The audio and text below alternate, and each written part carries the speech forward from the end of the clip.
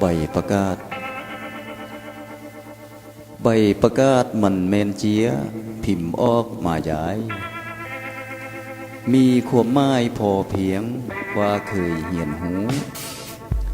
เหียนอยู่ใส่พิมพ์ไว้ปีได้เหียนผ่านพอได้มันซื่นซอยหัวห้าวห่วมสลองค่าของมันที่แท้พอแต่ยืนยันว่าผ่านในการเหียนจากใส่ในนั้น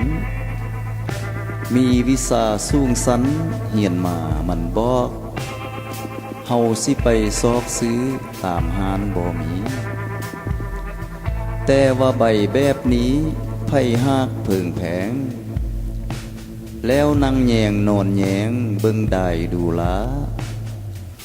บ่ห้าทำการสร้างวางแผนในเวียกเฮียกว่าเหียนบ่ใสผ่าให้เสื่อมเสียมันก็เพียงแต่เจียพิมพ์ซื้อลายเส้นมันบ่เป็นข้องแผงแบ่งกันกินได้อยากให้ใบแนวนี้มันมีคุณค่า